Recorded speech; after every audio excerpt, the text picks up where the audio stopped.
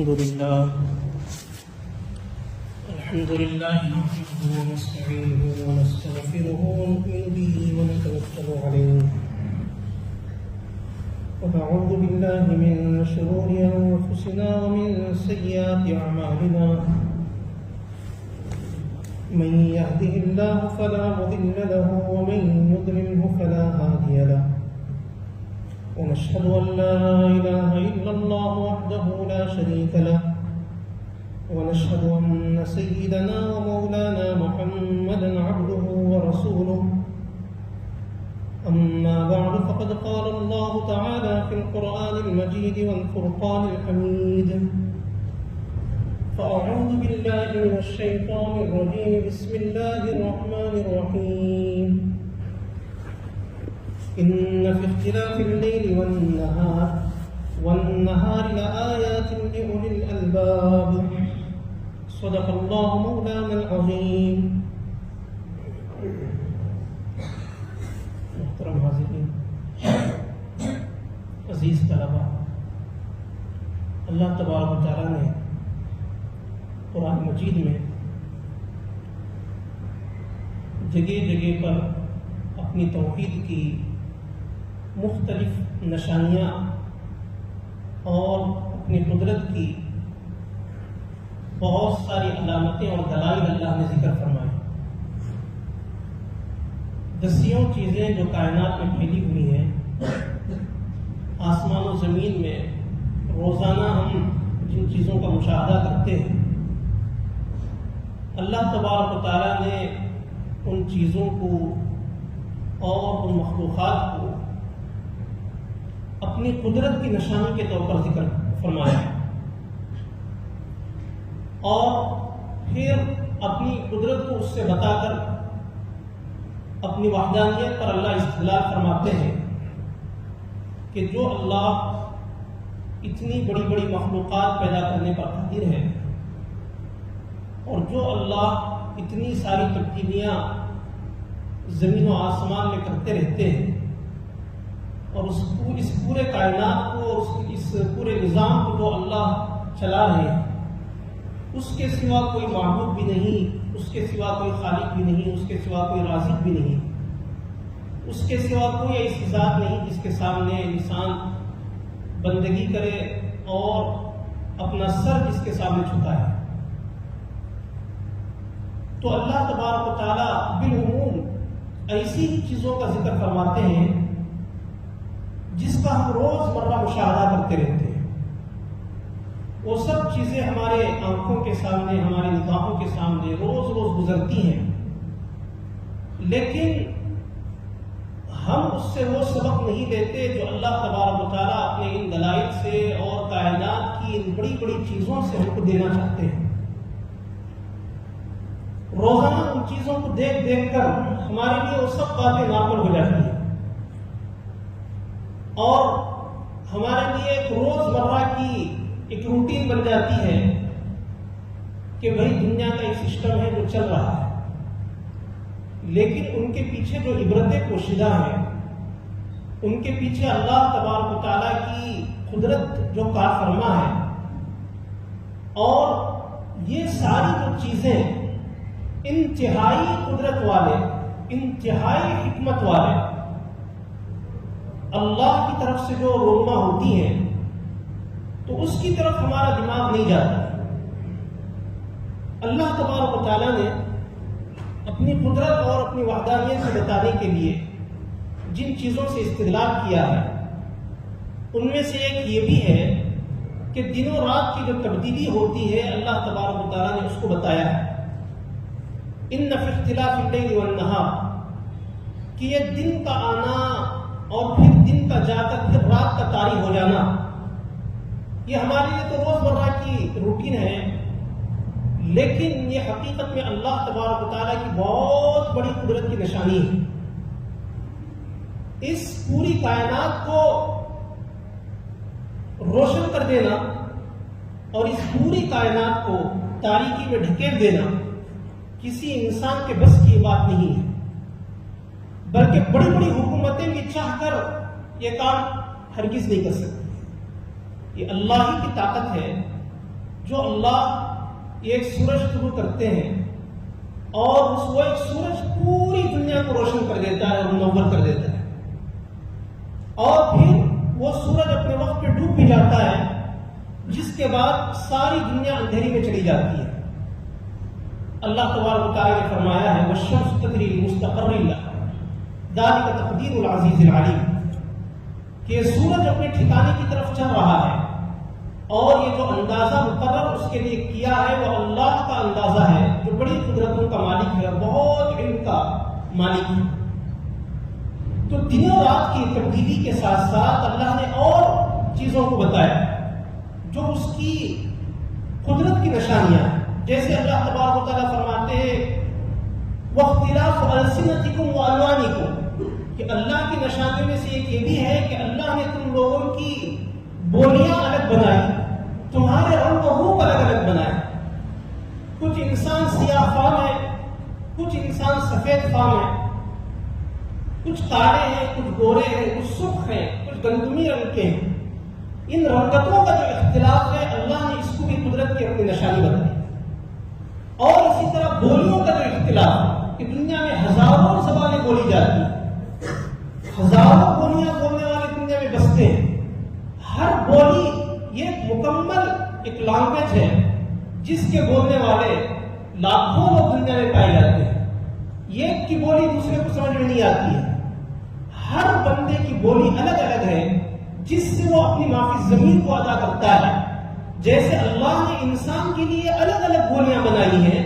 ایسے ہی اللہ نے چرند پرند کے لیے بھی الگ الگ بولیاں بنائی ہیں۔ جانور بھی آپس میں بات چیت کرتے ہیں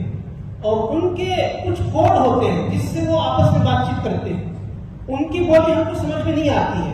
لیکن اللہ تبارک و تعالیٰ نے جانوروں کی یہ بولی حضرت سلیمان علیہ السلام کو اللہ نے سکھائی تھی اور ان کو اللہ نے بطور معجزے کے بعد عطا فرمائی تھی۔ اللہ تبارک و تعالیٰ حضرت سلیمان علیہ السلام کی بات نقل کرتے ہیں کہ وَعُلِّمْنَا مَنْطِقَ الطَّيْرِ، کہ ہم کو پرندوں کی بولیاں سکھائی گئی۔ چونٹی کی بولی حضرت سلیمان کو سمجھ میں آ گئی تھی جب چونٹی نے کہا تھا حضرت سلیمان کے لشکر کو دیکھ کر یا ایھا النمل ادخلوا مساکنکم لا یحطمنکم سلیمان وجنودہ وہم لا یشعرون۔ چونٹی اس نے کھڑے ہو کر کہا تھا کہ اے ساری چونٹیوں اپنے گھروں میں داخل ہو جاؤ، کہیں ایسا نہ ہو کہ حضرت سلیمان کا لشکر آئے اور بے خبری میں تم کو روکتا ہوا چلا جائے۔ تو حضرت سلیمان کو اللہ تبارک و تعالیٰ نے چونٹی کی وہ آواز ہوا کے ذریعے سے پہنچا دی تھی۔ تو حضرت سلیمان نے اس پر اللہ کا شکر ادا کیا تھا، فَتَبَسَّمَ ضَاحِكًا مِّن قَوْلِهَا، تو حضرت سلیمان کو اس کی وجہ سے مسکراہٹ آ گئی۔ تو الغرض جانور ہے، چرند ہے، پرند ہے، انسان ہے، ان سب کی بولیاں اللہ نے بنائی ہیں۔ ان بولیوں میں اللہ نے اختلاف رکھا ہے اور یہ اختلاف اللہ کی قدرت کی اور وحدانیت کی نشانی ہے۔ انہی اختلافوں میں سے ایک اختلاف یہ بھی ہے کہ اللہ تبارک و تعالیٰ نے موسموں کا اختلاف رکھا ہے۔ گرمی کا موسم ہے، ٹھنڈی کا موسم ہے، بارش کا سیزن ہے، موسم بہار ہے، اور اللہ تبارک و تعالیٰ نے اس طرح پر موسموں کا بھی اختلاف اللہ نے پیدا فرمایا۔ تو یہ جو اختلاف اللہ نے پیدا فرمایا ہے اس کے اندر غور و فکر کرنے والوں کے لیے بڑی نشانیاں ہیں۔ غور و فکر کرنے والے تو ایک تو دنیا والے ہیں جو دنیا کی ان سارے سسٹم پر ظاہری اعتبار سے غور و فکر کرتے ہیں۔ سائنس اپنے اعتبار سے غور و فکر کرتی ہے، وہ لوگ جو اللہ کو نہیں مانتے ہیں وہ ایک دوسرے نقطۂ نظر سے غور و فکر کرتے ہیں۔ اب سائنس کیا کہتی ہے کہ چاند سورج کی 2 حرکتیں ہوتی ہیں، اس کی پہلی حرکت سے دن و رات کی تبدیلی ہوتی ہے اور سورج کی ایک اس کا چکر لگتا ہے جو سال میں وہ ایک مرتبہ اپنی گردش پوری کرتا ہے، اور سورج کے اس چکر کے نتیجے میں موسموں کا یہ اختلاف ہوتا ہے۔ تو ان لوگوں نے جو بات کہی ہے وہ بات بھی صحیح ہے، اس لیے کہ مشاہدہ ہے اور ہزاروں لوگوں نے اس کا تجربہ کیا ہے، اس فن کے ماہرین نے اس کے اوپر زندگیاں لگا کر انہوں نے اللہ کے اس نظام کو انہوں نے اس کو پانے کی کوشش کی اور اس کو سمجھنے کی کوشش کی ہے۔ لیکن بھائیوں یہ ساری جو بھی چیزیں ہیں یہ ظاہری نگاہوں کی حد تک ہیں، یہ وہ باتیں ہیں جو انسان اپنے عقل سے، اپنی فہم سے، اپنی کوشش سے جن کو پا سکتا ہے، لیکن اللہ تبارک و تعالیٰ کے دو نظام ہر چیز میں چلتے ہیں. یہ ایک نظام تو وہ چلتا ہے جس کو ہماری ظاہری آنکھیں پا سکتی ہیں اور جن کو انسان کی عقلیں پا لیتی ہیں, جو انسان کی سمجھ میں جو باتیں آ جاتی ہیں. ایک تو وہ ظاہری وہ سسٹم اور وہ نظام ہے, اور وہ بھی اتنا گہرا اور اتنا دقیق ہے کہ ہزاروں سال کی انسانی عقل کے نتیجے کوششوں کے بعد انسان چند چیزوں کو جاننے لگا ہے. لیکن اللہ تبارک و تعالیٰ کا ایک سسٹم اس ظاہری آنکھوں سے ہٹ کے ایک نظام اللہ کا چلتا ہے, جو عالم غیب جسے ہم بول سکتے ہیں, جو ہماری نگاہوں سے اوجھل ہے, جس کو ہماری عقل نہیں پا سکتی ہے, جس کو انسان اپنے تجربے سے,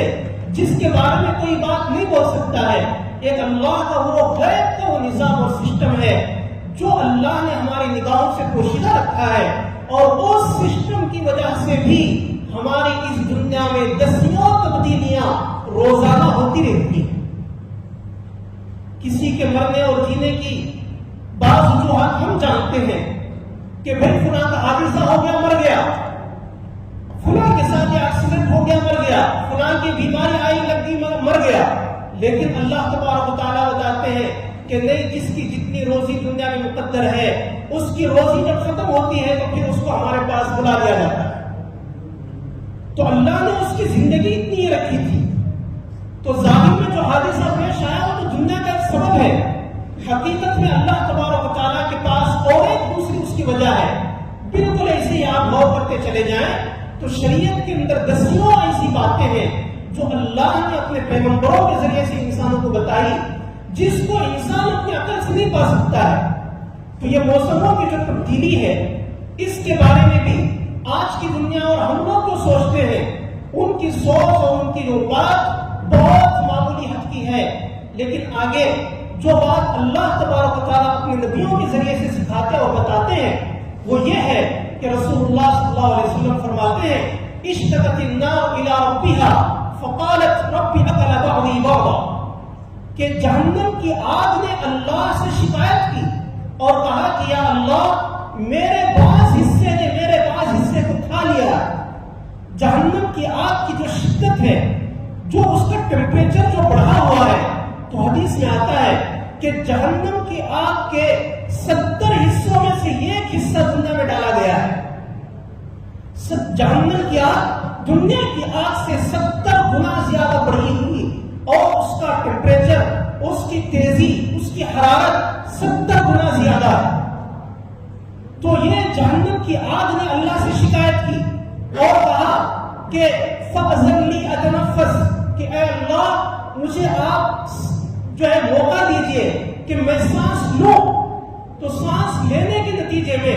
میری جہنم کی گرمی سے خود مجھے تکلیف جو پہنچ رہی ہے اور تکلیف میں کچھ کمی ہو جائے, تو اللہ تبارک و تعالیٰ نے فَأَذِنَ لَهُ بِنَفَسَيْنِ فَأَذِنَ لَهَا بِنَفَسَيْنِ, اللہ تبارک و تعالیٰ نے جہنم کو 2 سانس لینے کی اجازت دی. نفس فی الصیف ونفس فی الشتاء, جہنم ایک سانس گرمی کے موسم میں لیتی ہے اور جہنم ایک سانس ٹھنڈی کے موسم میں لیتی ہے. رسول اللہ صلی اللہ علیہ وسلم فرماتے ہیں فَأَشَدُّ مَا تَجِدُونَ مِنْ حَرِّ جَهَنَّمَ, کہ جو تم سخت گرمی پاتے ہو وہ جہنم کی گرمی کا اثر ہے اور اس کا نتیجہ ہے. اور اسی طرح جو تم ٹھنڈی کے موسم میں سخت ٹھنڈک جو محسوس کرتے ہو وہ بھی جہنم کی ٹھنڈ کا نتیجہ اور حصہ ہے. تو جہنم نے اللہ سے شکایت کی کہ یا اللہ میرے بعض حصے نے بعض کو کھا لیا, یعنی میری آگ سے خود مجھے تکلیف پہنچ رہی ہے, میرے اندر کی گرمی اتنی بڑھ گئی ہے کہ خود میں اسے برداشت نہیں کر پا رہی ہوں, اس لیے میرے اوپر رحم کر کے مجھے سانس لینے کا موقع دیجیے جس کی وجہ سے میری گرمی کی تپش کم ہو. تو اللہ تبارک و تعالیٰ نے اس کو سانس لینے کا اس کو موقع دیا اور اجازت دی, اور 2 سانس لیتی ہے. 2 سانس لیتی ہے, کیا مطلب 2 سانس لیتی ہے؟ تو اس سلسلے میں علماء فرماتے ہیں کہ اس کا یہ مطلب تو یہ ہے کہ جیسے عام جاندار چیزیں, انسان بھی اور جانور بھی 2 سانس لیتے ہیں, یہ اندر کی سانس لیتے ہیں اور پھر ایک باہر کی سانس لیتے ہیں. مطلب جو سانس اندر لیتے ہیں پھر اس کو باہر ہم نکالتے بھی ہیں. تو جہنم اسی طرح اندر جب سانس لیتی ہے تو اس کی وجہ سے ساری دنیا میں ٹھنڈک چھا جاتی ہے, اور جب وہ اندر کی سانس باہر چھوڑتی ہے تو اس کی وہ گرمی ہے جس کو ہم محسوس کرتے ہیں. ایک مطلب تو علماء نے یہ بتایا. دوسرا مطلب علماء اس سلسلے میں یہ فرماتے ہیں کہ دیکھو ہر چیز کے سانس لینے کا طریقہ الگ ہوتا ہے. جاندار چیزوں کا سانس لینا الگ طریقے سے ہوتا ہے, اور وہ طریقہ وہ ہے جو ہم جانتے ہیں, جس کا بھی میں نے ذکر کیا کہ ایک سانس اندر لیتے ہیں اور ایک سانس باہر کی طرف اس کو نکالتے ہیں. یہ تو جانداروں کے سانس لینے کا طریقہ ہے, لیکن بے جان چیزیں جو سانس لیتی ہیں وہ اندر کی سانس نہیں لیتی بلکہ وہ باہر کی طرف سانس چھوڑتی ہے. جیسے انجن, بہت سارے انجن ہیں جو ہم دیکھتے ہیں کہ وہ انجن چلتے چلتے ایک موقع پر تھوڑی تھوڑی دیر کے بعد وہ اپنے اندر کے گیسز نکالتے ہیں. اس انجن کے اندر جب گیسز بہت بن جاتے ہیں تو وہ انجن گیس باہر چھوڑتا ہے. بالکل ایسے ہی اللہ تبارک و تعالیٰ نے جہنم کے 2 حصے بنائے ہیں. یہ ایک جہنم کا حصہ وہ ہے جس میں اللہ نے گرمی کا عذاب رکھا ہے اور وہاں پر آگ دہک رہی ہے, اور بہت سخت قسم کی آگ ہے جس کا بھی ذکر آیا. دنیا کی آگ سے 70 گنا اس کی تیزی بڑھی ہوئی ہے. اور اللہ نے بالکل جہنم کے اندر اور ایک عذاب کا سیکشن بنایا ہے, حصہ بنایا ہے, جس میں اللہ نے ٹھنڈی کا عذاب رکھا ہے. اور اتنی سخت ٹھنڈی ہے, اتنی سخت اس کے اندر ٹھنڈی ہے کہ روایتوں میں آتا ہے یسقط اللحم من العصف, کہ کافر کو اس کے اندر ڈالا جائے گا تو ٹھنڈی کی سختی سے وہ سردی وہاں پر اتنی سخت ہوگی کہ انسان کے گوشت کو اس کے ہڈیوں سے 1 منٹ میں نکال کے باہر کر دے گی. اتنی سخت ٹھنڈی ہے. تو اب 2 حصے اللہ نے جو جہنم کے بنائے ہیں, یہ ایک حصہ گرمی والا, اس کی سانس جب جہنم باہر چھوڑتی ہے تو پھر ہم کو یہ گرمی محسوس ہوتی ہے, اور ٹھنڈی والا جو حصہ جہنم کا اللہ نے بنایا ہے اس کی جب سانس باہر چھوڑتی ہے تو پھر ہم کو ٹھنڈک محسوس ہوتی ہے. تو الغرض اس سے یہ تو سمجھ میں آیا کہ اللہ تبارک و تعالیٰ نے جہنم کو, جنت کو ایسا بنایا ہے کہ وہ سانس لیتے ہیں, اور دنیا میں جو گرمی اور ٹھنڈی ہم محسوس کرتے ہیں وہ جہنم کی گرمی اور ٹھنڈی کا نتیجہ اور اثر ہے. اسی لیے رسول اللہ صلی اللہ علیہ وسلم فرماتے ہیں کہ جب تم سخت گرمی محسوس کرو تو اللہ سے جہنم کی گرمی سے پناہ چاہو, اور جب سخت ٹھنڈی محسوس کرو تو بھی اللہ تبارک و تعالیٰ سے جہنم کی ٹھنڈی سے پناہ چاہو, اور یہ کہو ما اشد برد هذا اليوم, یا اللہ آج کے دن کی ٹھنڈک کتنی سخت ہے, اللہم اجرنی من زمہریر جہنم, کہ یا اللہ مجھے جہنم کی ٹھنڈک سے نجات عطا فرما. اور جب تم کو سخت گرمی محسوس ہو تو یوں کہو اللہم ما اشد حر هذا اليوم, کہ یا اللہ آج کے دن کی سخت گرمی کتنی سخت گرمی ہے, اللہم انی اعوذ بک من فیح جہنم, کہ یا اللہ میں جہنم کی گرمی سے پناہ مانگتا ہوں. حدیثوں میں آتا ہے رسول اللہ صلی اللہ علیہ وسلم فرماتے ہیں جب بندہ یوں کہتا ہے اللہم ما اشد حر هذا اليوم, تو اللہ تبارک و تعالی جہنم سے کہتے ہیں اے جہنم ان عبدا من عبادی استجار بی, کہ میرے ایک بندے نے میرے سے پناہ چاہی ہے, پناہ مانگی ہے تیری گرمی سے, من حر, تیری گرمی سے پناہ مانگی ہے, فاشهد انی اجرته, تو گواہ رہنا میں نے تیری گرمی سے اس کو نجات دی اور اس کو امان میں نے عطا کر دی. اسی طرح جب ٹھنڈک کے موسم میں انسان جب یہ دعا پڑھتا ہے یا اللہ کتنی سخت سردی ہے, میں جہنم کی ٹھنڈک سے پناہ چاہتا ہوں, تو اللہ تبارک و تعالیٰ جہنم کو گواہ بنا کے کہتے ہیں کہ یا اے جہنم میرے ایک بندے نے میرے سے تیری ٹھنڈک سے پناہ چاہی ہے, تو گواہ رہنا میں نے تیری ٹھنڈک سے اس کو پناہ دے دی. اللہ اکبر. بھائیوں یہ وہ باتیں ہیں جو سوائے پیغمبر کی دنیا کی کوئی عقل جسے پا نہیں سکتی. یہ وہ باتیں ہیں جو اللہ تبارک و تعالیٰ غیب میں اللہ نے ان باتوں کو چھپا رکھا ہے, اور ایک مومن بندے کا ان ساری غیب کی باتوں پر یقین ہے اور ایمان ہے جس کو اللہ تبارک و تعالیٰ کے توسط سے اور اللہ تبارک و تعالیٰ سے پا کر ایک نبی اپنی امتی کو بتاتا ہے، تو رسول اللہ صلی اللہ علیہ وسلم نے جو باتیں غیب کی بتائی ہیں ان سب باتوں پہ ہم یقین کرتے ہیں۔ سائنس جو کہتی ہے وہ ادھوری بات ہے، وہ ناقص ہے، اور آدھا اس کا وہ حصہ جو حصہ اللہ تبارک و تعالیٰ نے اپنے پیغمبروں کے ذریعے سے بتایا ہے۔ تو یہ اللہ تبارک و تعالیٰ کی کتنی بڑی نشانی ہے کہ اللہ موسموں میں تبدیلی کرتے ہیں، اور اس تبدیلی کا ایک ظاہری نتیجہ بھی ہے جو ہم کو نظر آتا ہے، اور اس تبدیلی کا وہ باطنی اثر بھی ہے اور سبب بھی ہے جو اللہ نے ہم سے پوشیدہ رکھا ہے۔ اور اللہ کے نبی صلی اللہ علیہ وسلم نے موسم کی تبدیلیوں کے موقع پر، صبح شام کی تبدیلیوں کے موقع پر، حالات کی تبدیلیوں کے موقع پر الگ الگ دعائیں بندوں کو سکھائی، اور دنیا کی ان تبدیلیوں سے اس کے ذہن کو آخرت کی طرف اللہ کے نبی صلی اللہ علیہ وسلم نے متوجہ فرمایا۔ ورنہ ہم لوگوں کا حال یہ ہے کہ دنیا کے بارے میں پڑھتے پڑھتے، سنتے سنتے، بولتے بولتے ہمارا دماغ صرف دنیا تک رہ جاتا ہے، آخرت کی طرف ہمارا دماغ ایسا متوجہ نہیں ہوتا جیسا کہ اللہ چاہتے ہیں کہ یہاں کی ہر چیز سے انسان عبرت لے، نصیحت پکڑے، اور دنیا کی ان نعمتوں سے، ان تبدیلیوں سے، ان حالات سے اس کا ذہن آخرت کی طرف متوجہ ہو۔ یہ ایک مومن بننے کا فریضہ ہے، اور اللہ ایک مومن بننے سے چاہتے ہیں کہ وہ اللہ کی ان نشانیوں سے اور کائنات میں ہونے والی ان تبدیلیوں سے وہ سبق حاصل کرے۔ اس کے علاوہ ٹھنڈی کے موسم کے سلسلے میں رسول اللہ صلی اللہ علیہ وسلم نے بہت ساری باتیں فرمائی ہیں۔ اس میں سے ایک بات حضور یہ فرماتے ہیں، الشتاء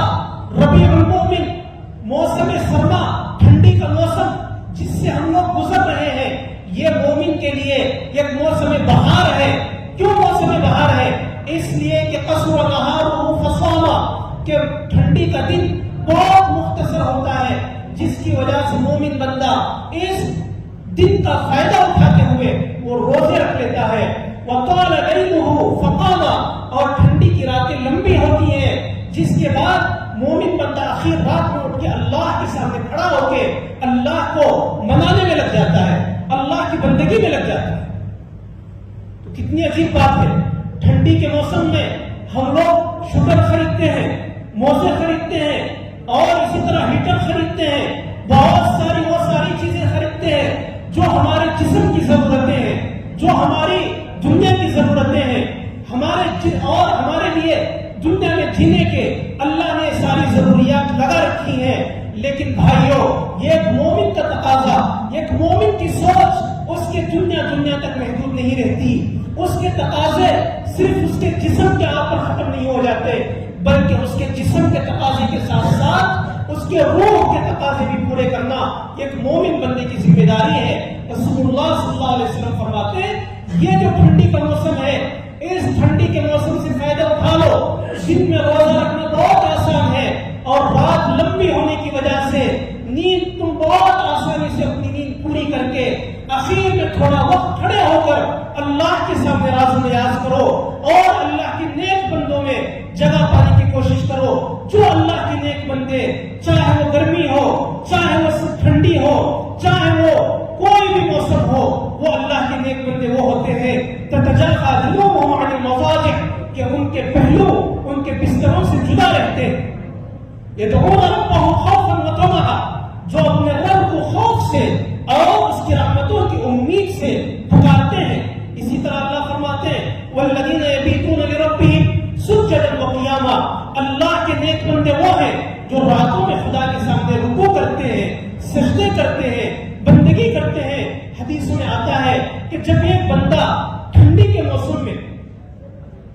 جب اس کو غسل کی ضرورت پیش آ جائے اور اٹھتا ہے اور اللہ کے لیے غسل کرتا ہے، تو حدیث میں آتا ہے کہ یہ اس کے ایمان کا سب سے اچھا عمل اور سب سے اچھا اثر ہے۔ اسی طرح رسول اللہ صلی اللہ علیہ وسلم فرماتے ہیں، الا ادلکم علی ما یمحو بہ اللہ الخطایا، کیا میں تم کو ایسی چیز نہ بتاؤں جس چیز سے اللہ تبارک و تعالیٰ تمہارے گناہوں کو معاف کرے، تمہارے درجوں کو بلند کرے؟ تو صحابہ نے کہا کہ یا رسول اللہ ضرور بتائیے کیا بات ہے۔ تو حضور نے فرمایا، اسباغ الوضوء علی المکارہ، کہ وضو کو مکمل اور ڈھنگ سے کرنا جبکہ وضو بنانا بہت طبیعت کو ناگوار گزر رہا ہو. طبیعت کو وضو بنانا کب ناگوار گزرتا ہے؟ صبح کے وقت میں وضو بنانا بہت مشکل معلوم ہوتا ہے. ٹھنڈی کے موسم میں کبھی تو گرم پانی کا انتظام ہے، کبھی گرم پانی کا انتظام نہیں بھی ہے. اس کے باوجود اللہ کے لیے اگر کوئی بندہ اس مصیبت کو برداشت کرتا ہے اور ٹھنڈی کے موسم میں اعضاء کو پورے طور پر دھوتا ہے اور وضو کو سنت کے مطابق بناتا ہے، تو اللہ تبارک و تعالیٰ کو اس بندے کا یہ عمل بہت پسند آتا ہے. اللہ تبارک و تعالیٰ جب ایسا بندہ وضو بنا کے اشہد ان لا الہ الا اللہ و اشہد ان محمد رسول اللہ کہتا ہے تو اللہ اس کے لیے جنت کے 8 دروازے کھول دیتے ہیں. رسول اللہ صلی اللہ علیہ وسلم نے ایک موقع پر فرمایا کہ میں اپنے بھائیوں کو دیکھنا چاہتا ہوں. صحابہ نے پوچھا اولسنا اخوانک یا رسول اللہ، کیا ہم آپ کے بھائی نہیں ہیں؟ حضور نے فرمایا تم تو میرے ساتھی ہو، میرے بھائی وہ ہیں جو میرے بعد آئیں گے جن کو میں نے نہیں دیکھا. تو صحابہ نے کہا یا رسول اللہ آپ اپنے ان بھائیوں کو قیامت کے دن کیسے پہچانیں گے؟ تو حضور نے فرمایا ارے بھائی تمہارا اگر کوئی گھوڑا ایسا ہو جس کی پیشانی بھی چمکدار، جس کے پیر بھی چمکدار، اور اس گھوڑے کو تم نے سیاہ اور کالے گھوڑوں کے درمیان میں چھوڑ دیا ہو، کیا تم اپنے گھوڑے کو پہچانو گے؟ نہیں پہچانو گے. صحابہ نے کہا ضرور ہم اپنے گھوڑے کو کالے گھوڑوں کے درمیان پہچان لیں گے جس کی پیشانی بھی روشن، جس کے پیر بھی چمکدار. تو رسول اللہ صلی اللہ علیہ وسلم نے فرمایا ان امتی یدعون یوم القیامہ، میری امت کو قیامت کے دن اس طرح بلایا جائے گا غرا محجلین کہ ان کی پیشانیاں روشن اور چمکدار ہوں گی اور ان کے پیر بھی چمکدار ہوں گے، اور یہ جو اللہ ان کو چمک عطا فرمائیں گے وہ ان کے وضو کی برکت سے اللہ ان کو چمک عطا فرمائیں گے. تو بھائیوں یہ وہ موقع ہے جس سے ہم اپنی روحانیت کا بہت سارا سامان کر سکتے ہیں، اور ان تبدیلیوں سے جو اللہ تبارک و تعالیٰ نے کائنات میں رکھی ہیں ان سے ہم فائدہ اٹھا سکتے ہیں. کہ جب ٹھنڈی بڑھ جائے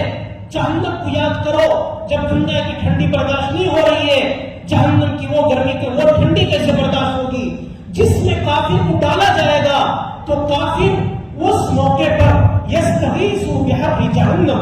کہ وہ جہنم کی آگ کو چاہے گا کہ جہنم کی آگ میں ڈال دو، یہ مجھے برداشت ہے، جہنم کی ٹھنڈی مجھے برداشت نہیں ہے. اور جب تم گرمی کا موسم دیکھو،